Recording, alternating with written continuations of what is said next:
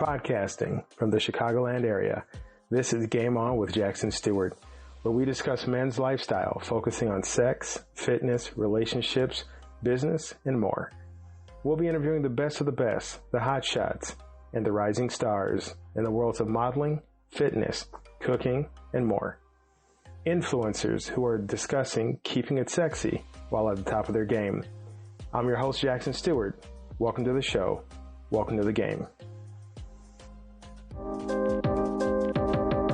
Follow Game On with Jackson Stuart on YouTube at Game On with Jack, on the official blog www.gameonwithjack.blog, and at the new store www.gameonwithjack.shop. Keep it sexy and game on.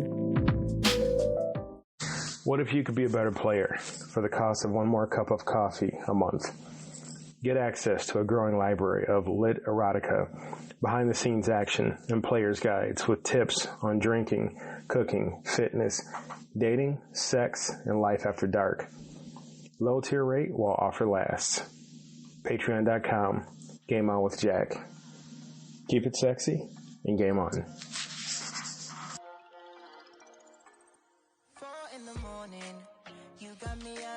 This is Dale Valor. This is Pamela Ross. This is Trinasia. And you're listening to Game On with Jackson Stuart. To Game On with Jackson Stuart. Game On with Jackson Stuart. Killing them. This kiss and makeup, I know you want to touch. You call me every night, call me every day. I just want to get you alone now. Trust me when I say we gon' be okay. We just gotta boom bada boom ba. I don't wanna fight, you know that I'm right. Baby, let me talk to your body. We gon' be okay, hear me when I say. Players, have you ever considered how your oral health could be the key to not just a winning smile, but also to your overall well-being? What if the state of your teeth and gums could influence your professional success, personal relationships, and long-term health? Imagine the possibilities when dental care goes beyond just brushing and flossing. Our guest this evening is here to help us explore the often overlooked world of men's oral health and its profound impact on life's various aspects.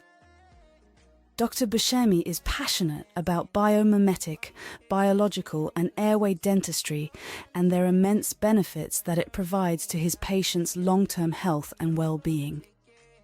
After getting frustrated with the limits, and at times, negative consequences of traditional dentistry, Dr. Buscemi sought out a superior alternative to treating his patients and addressing their health needs and concerns, all while restoring their smiles. After graduating from the prestigious University of Michigan School of Dentistry in 2014, Dr. Buscemi went on to search for an alternative to traditional dentistry. On this journey, Dr. Buscemi found a conservative and minimally invasive dental approach termed biomimetic dentistry. Through the search for this alternative to traditional dentistry, Dr. Buscemi's passion for the link between oral and whole-body health only grew. Because biomimetic dentistry's primary goal is to restore a patient's tooth to its original strength and condition, using only the most advanced modern materials that are both safe and effective. While at the same time relying on a conservative clinical method, Dr. Buscemi adopted this form of dentistry for treating his patients. Buscemi is also our guest this evening.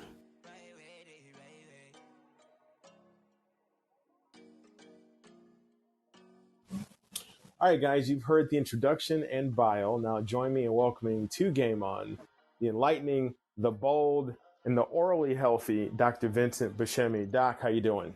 Good. I'm so excited to be on your podcast. Thank you again, Jackson. Thank you so much for agreeing to be a guest. Let's kick things off. Can you let the audience know where they can find you online and by what username? Yeah, absolutely. So I'm mainly on Instagram. I'm too old to be on TikTok. You can find me at VinceDDS. And I actually post a lot of non-clinical stuff, a lot of business stuff and leadership on my Instagram. See, and I think TikTok would be great for you because a lot of people need dental tips it's super fast. So don't sleep on TikTok. I know you're Yeah, I agree. I know you're not 12, right? Or 15. But yeah, but and having said that, I want to let people know one of the reasons why I wanted to have you on the show, besides the fact that you have your own podcast and you've got great reviews as a guest, is guys, don't sleep on your dental health. Don't wait until you're in pain. Don't wait until your teeth are falling out or you got a cavity the size of Montana. And a lot of your overall health can be detected by how your teeth are doing. So that's why I wanted to have a dentist on. Dentists scare the shit out of me. So it's a little bit of my own personal challenge right now. But Doc, where'd you grow up? So I grew up 30 minutes north of Detroit in a city called Sterling Heights. And I live pretty much 10 minutes from there now. So I'm in Southeast Michigan. Gotcha. And what got you into the business? Because I think 99% of all human beings, the 1% being dentists, are scared of dentists. We're scared of dentistry, So the only other person I can think of that wanted to be a dentist growing up is that elf from the, Rudolph the Red-Nosed Reindeer. so he's make-believe. You're real. So at what point did a young Vincent Buscemi go, I want to help people out with their teeth? It's a lot of variables. I grew up very middle class. So in my family, if you could become some sort of professional, we'll say engineer, doctor, dentist, lawyer, you made it. And another factor of that is my father owned a business. And if I could become a professional and own a business, in his eyes, I achieved the American dream. So I always thought I'm going to be some form of professional that owns a business. And then I actually had a really good experience with my dentist growing up, and it all kind of melted together. Okay. And is dentistry school, is it like medical school? Is it the same amount of years? How long does it take to become a dentist? So you have to get a bachelor's first. That's 4 or 5 years of undergrad.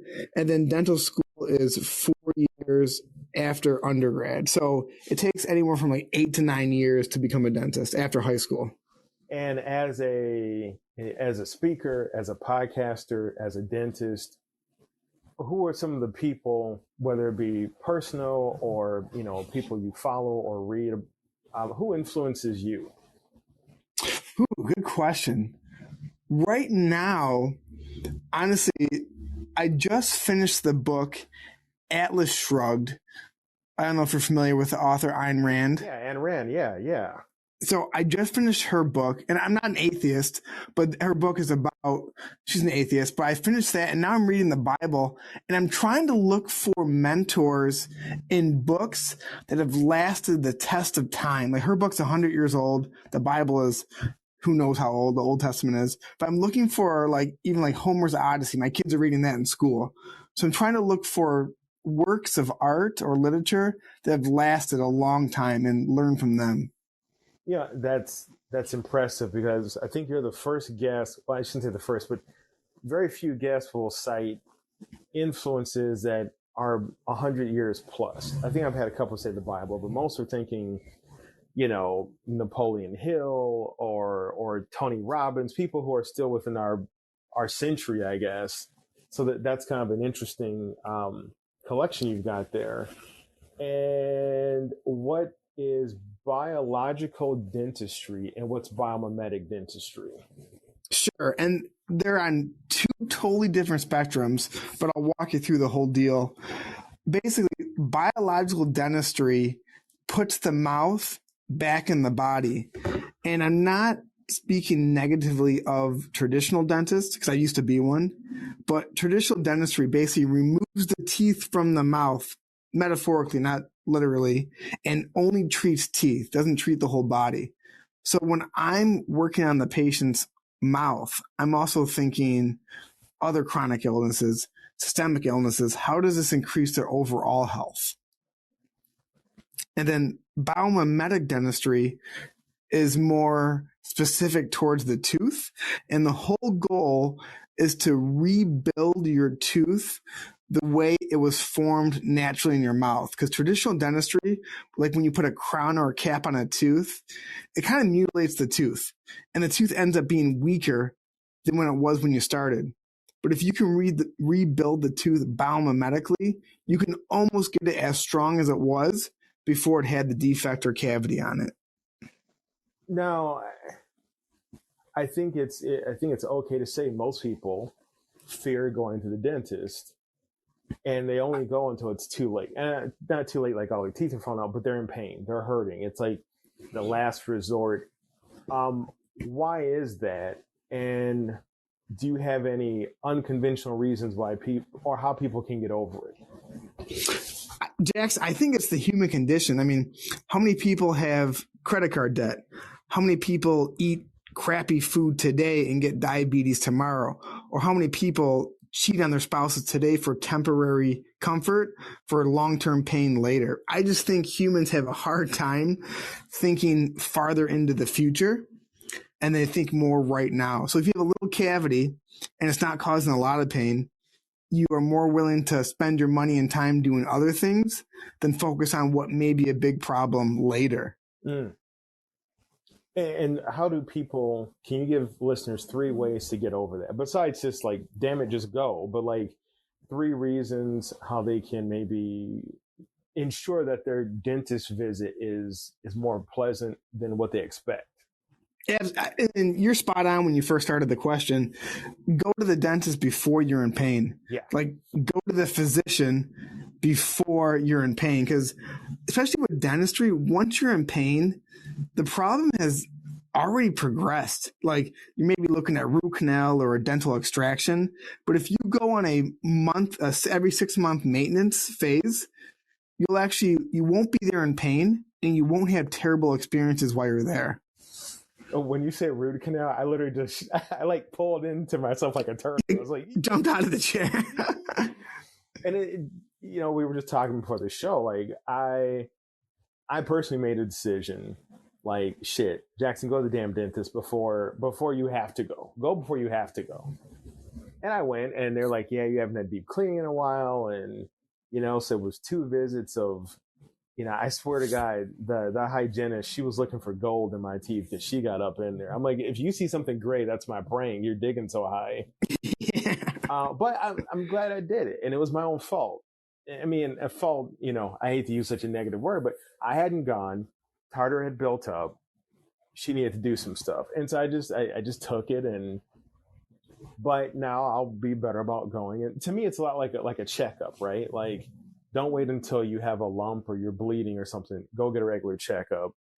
And I want to segue into, I've heard, let me know if I'm wrong, a lot of what's going on in your mouth can be an indicator of what's going on in your body. Am I right on that? And if so, why? Spot on. Well, the main reason, Jackson, is because the mouth is part of the body. Sometimes I'll see patients that have gum disease. And then you track them for 5 years, gum disease doesn't get better, and then they develop diabetes. And I'm not saying that gum disease causes diabetes, but I'm saying the same thing you're doing to cause your gum disease will be the same thing that causes the diabetes. Or I'll see patients that have all these cavities because they're eating all of this sugar. And then 5 years down the road, they gained 50, 70 pounds, and now they have high blood pressure. Again, the cavities aren't causing the high blood pressure, but the same things you're doing to cause the cavities are the same things you're doing to cause systemic disease. And sometimes you see the signs in your mouth first. And I imagine the same can be said for excessive smoking, which I know has wear and tear on the teeth or impacts the health of the mouth. Down the road, we know how bad smoking can be for you. So from what I've read and I've heard, that your mouth is almost like the canary in the cage when you're going to, the old coal miners. You see the bird is dead, shit, we're in some bad territory. Let's get out of here. So if your mouth is bad, it can make people start to look at their overall health. Am I correct in that? 100%, Jackson. And like the saddest part of my profession is when you think about orthodontics and I see little kids that have bags under their eyes and they have ADHD and behavior problems. And it's because they have a restricted airway, but the teachers just think they're poorly behaved kids. But the sign or symptom is their mouth breathing, not breathing through their nose, or they have undiagnosed sleep apnea. So there's so many things in the mouth that if you catch early, you'll save yourself so much pain down the road with other diseases. Now, what are 3 of the biggest challenges that men face with oral health? The first one is they don't come in. Yeah, boom, right there. Probably Boom. the biggest one. I would say, I don't know how many patients I have, maybe 2,000 patients. Probably, I feel like 1,800 patients are women and children. Like they got off the boat first, and like 200 are men that come in. Ooh. And I'm not surprised at that, right? Yeah. And real quick, I just want to jump in, guys. Oral cancer is a thing. And if you got something going on in your mouth that's dangerous, your dentist is probably going to be the first person to find it when they're and they can refer you to like go see another doctor. But okay, so we got one. What are the other 2 biggest challenges? The second one is, and I'm not sure how old you are, Jackson. Do you mind me asking how old you are? 49, just turned. Oh, happy birthday. Thanks. Appreciate it, man. So we're kind of in the same generational thing. Men in our age, we're so focused on providing for our families, for bringing home the bread, for working the hours, getting the promotion, that we leave so little time for our own health care, which we pay greatly for in our 50s and 60s. So the men in my practice, they're very successful, but I never see them. Just their kids and wives come in, they're at work. So the number 2 is just like putting time, like it's not weak to take care of yourself. So well put. And if I'm thinking on number 3, that's a good one. I maybe men are so much less cosmetically inclined. If it was their teeth, and they think like, if my teeth don't hurt and they look decent, there's no reason to go in and make them prettier because I don't need that. Good point. Yeah. And I mean, we don't worry about the cosmetics of our teeth until we're putting braces on our kids, but then about our own teeth, we're like, I can still chew. What's the big deal? Yeah. It's so funny, Jay. I hear that all the time. I'm chewing and I'm not in pain. Why do I need to see you? Yeah. And now, before I get to my next question, and this has been on TikTok, I bought some of it. I swear by some of what I read about it. This coconut oil pulling. What is this thing, if you've heard of it? I've heard of it. So I'll tell you what the research says. And on like the spectrum of like, am I like hard fast on research or am I more alternative? I lean more towards the holistic alternative. But the research shows that oil pulling with coconut oil is effective to reduce plaque and bacteria. Okay. So I agree with that. The claims were like reduces disease in your whole body and pulls toxins out of your gums and your body. I just don't believe that. Yeah. And I know some people like, oh, it's totally reversing cavities. And then some people saying that, they were calling bullshit on that. And one person that I did, as everybody does, you TikTok scroll in the middle of the night because, you can't go to sleep, but it's also keeping you up. It's this horrible. Exactly. They were like, at a certain point, if a tooth is gone, it's gone. It's too far gone for oil pulling to help. But if it's not too far gone, it could help with, like you just mentioned, gums and overall bacterial health. So I just wanted to point that out because I don't want people, you should not be getting all of your health advice from TikTok. Unless you're following a doctor on TikTok. So I wanted to bring it up because we have an actual medical professional right now. Doctor, what are 3 steps that men can take today to improve their dental health? Diet. Number 1, of diet above everything else I'm about to say. Refined sugars, carbohydrates cause cavities, cause gum disease, cause insulin resistance. There's very few things in dental and medicine where you can say, this causes this. Like, what causes cancer? People have theories. We don't really know. What causes high blood pressure? We have theories. We don't know. But I can tell you with certainty, refined sugars and carbohydrates cause cavities. I would 100% eat a paleo type whole food diet. It doesn't have to be ketogenic, doesn't have to be low carb, but definitely a whole food, nutrient dense diet. And that will put you ahead of the game so far from everyone else who's trying to do all these other mechanisms like coconut oil and holistic toothpaste, but their diet's still shit. Okay. So we got diet. What's the next one? If you can tolerate it, tape your mouth shut while you're sleeping. Now, guys, he didn't say tape somebody else's mouth shut. He said tape your mouth shut. Why is that? So when you, and please do not take this as medical advice, go to a doctor or dentist, but when you breathe through your mouth at night, not only does it wreck your system systemically, but it dries the shit out of your mouth, which makes it so much more prone to developing cavities because you need your spit on your teeth while you're sleeping to like wash away and clean your teeth. Wow, that is fascinating. Okay. I just picturing a bunch of guys going to like Home Depot to get duct tape tonight. They're like, well, shit, I'm about to fix my teeth. Let me do a disclaimer on that. There's mouth tape you can buy that if you opened your mouth hard, the tape would fall off. So please don't use Gorilla Glue duct tape. I don't need to be in trouble because I mentioned this on a podcast. Yeah, guys buying duct tape, Gorilla tape, all that stuff. Like, yeah, please don't do that. First, I'm going to put a mouthful of coconut oil, then I'm going to tape my mouth shut and go. Yeah, exactly. Guys, don't do any of that. Follow what the doctor just said. And what's a third step that guys can take today to improve their dental health? Go to your dentist every 6 months and get your bite analyzed. So the way your teeth come together is called occlusion, or it's how your bite comes together. If your bite is uneven, down the road, you will destroy your teeth, even if it's not through cavities, just by breaking them. So an even bite or a balanced occlusion will set you up for longevity for healthy teeth.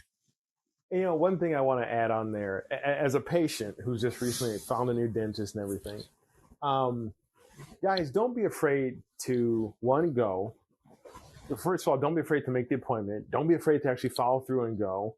And don't be afraid to ask for more damn shots if they offer them because the shit is hurting. Yeah. Some guys are like, oh, I'm not, the shots hurt more than no. Get the shots until you can't feel get to the level of numbness that the doctor wants or the hygienist wants. And just like breathe through it. Like I found myself like going into breathing exercises because I have sensitivity in some of my teeth. It's just, and they did, and Doc, you've seen this. They did that full like 360 x-ray of all my teeth. Yep. And like my sinuses are so low, they're almost like in my mouth. They're like, what? Oh my gosh, okay, they're right on top of your teeth. Yeah, they're like, your sinuses are right on top of your teeth. Like, yeah, I could have told you that from years I having them. But they said, hey, tell us how many shots you want till you can't feel it. And I said, keep going because I'm resistant to a lot of anesthesia. Okay. Yeah, so it takes me a good amount. Now, if it's whiskey or tequila, which they should offer that, that's the brand for you, Doc. Get people drunk before you start doing work. But yeah, I mean, some guys like, oh no, I can take the pain. Fuck the pain. Take the shot. Screw it. Just because it wears off so quick. If they offer the laughing gas and I got hit with the nitrous once. God, that was the best thing in the world. Yeah. I asked the doc, I said, can I buy that? And he said, no, you can't buy this.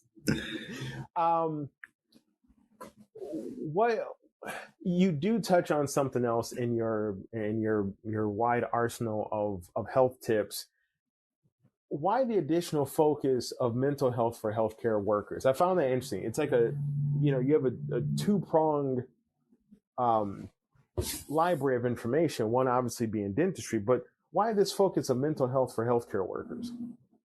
So I'm not sure why it's in the USA and not other parts of the world, but in America, doctors and dentists, and I'm sure other health professionals too, have a much higher rate of suicide than the general population. Yes, I remember reading that, and that's been the standing for a long time. I remember reading that years ago. And I'm not sure why. There's plenty of theories, but I have such a heart for people who take care of people. Because life, you know this, you're almost in your 50s.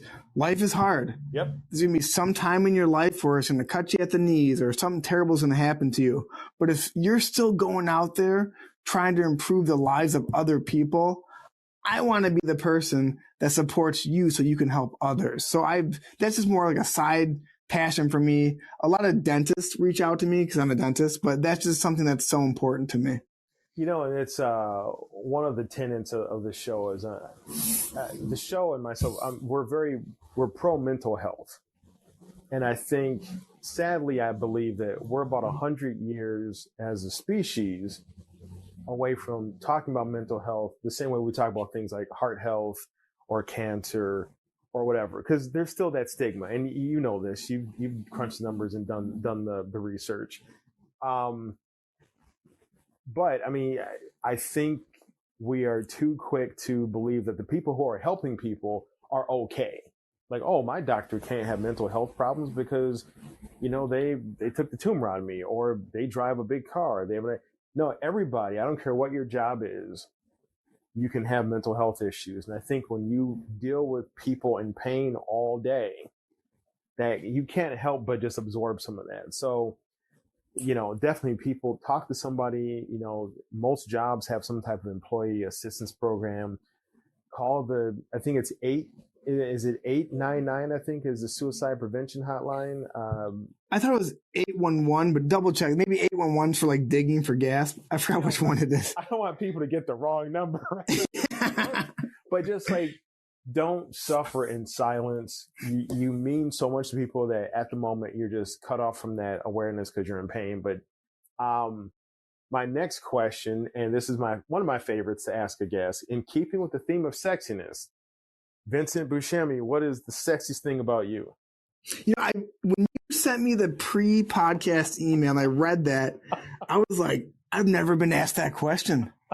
I think I've yet to have a single guest who taking people off at the knees. That question just boom. I love it though, because I've been thinking about it since I read the email yesterday.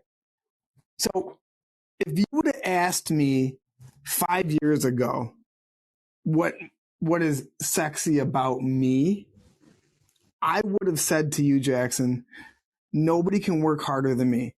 Nobody can get up earlier than me. Nobody can stay up later.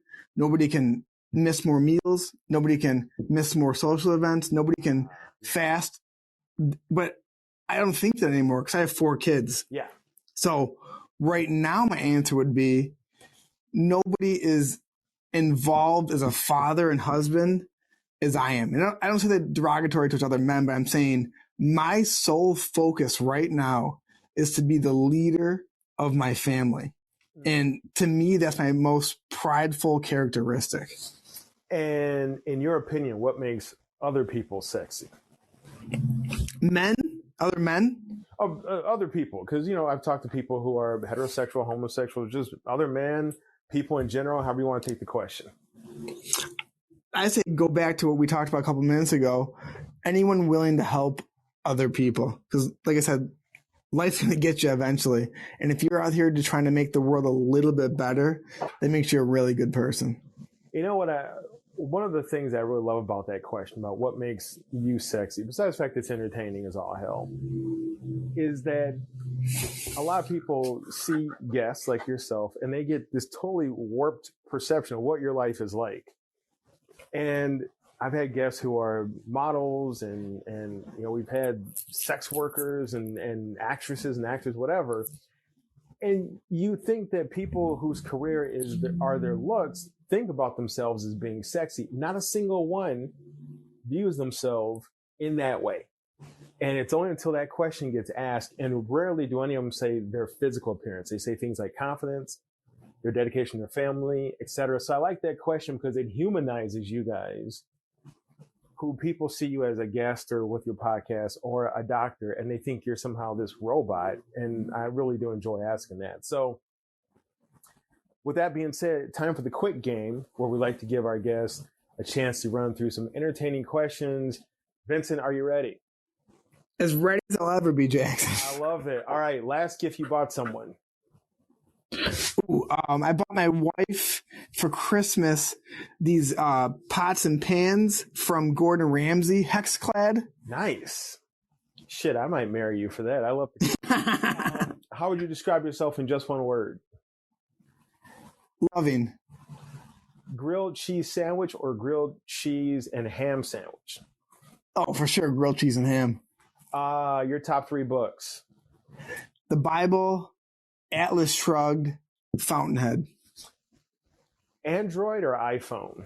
iPhone. You son of a bitch. I'm a Droid. Dude, Droid users get so much hate from the world. Here you go. Name 3 Star Trek characters. Oh, Picard, the Klingon with that thing on his head. Beam me up, Scotty. I don't know. That's it. Okay. Coffee or tea? Coffee. Tea doesn't even exist. As a dentist? How dare you say coffee? I got 4 kids, man. I need all the caffeine I can get. If you were a pizza, what would it be? Ham and pineapple. Hawaiian pizza. Hawaiian. You know, I gotta admit, I did not have a Hawaiian pizza until I was in my 20s. And when the only reason I ate it, I was at like a house party with small get together, and there was nothing else there. And I looked at that shit like it was blasphemy. And I ate it, and I am all about Hawaiian pizza now. Game changer. It's a game changer. It's crazy. Like, you get the salt, you get the savory and the sweet. Oh, it's so good. For real. Like, guys, if you have not had Hawaiian pizza, get a small one in case you really don't like it. Eat it. It changes everything. Like water ain't wet, grass ain't green. Like, it flips you upside down. My favorite question: who inspires you? Jesus. Nobody healed teeth better than the Lord. Good people. Good people. That wraps up our interview with the enlightening, the insightful, and the orally healthy Dr. Vincent Buscemi. Doc, let people know one more time where to find you. Yes, at Vince DDS. I have a podcast, the Dr. Vincent Buscemi podcast. Jackson, I gotta tell you, this was so much fun, man. I really appreciate you asking me to be on. Thanks so much, man. You know, I try and get, well, you know, you do a podcast and you host it, and there's a traditional guest, you know, guests that fall right in line with what you're saying all the time. But I try and branch out, and I try and think outside the box. And I'm like, yeah, let me get somebody on here. Let me get a dentist. And lo and behold, I found you. So you were a blast. Thanks so much for coming on the show. And I want to get you back as soon as we can. I'd love to. Doc, thanks so much, and we'll see you soon. Thanks, Jackson.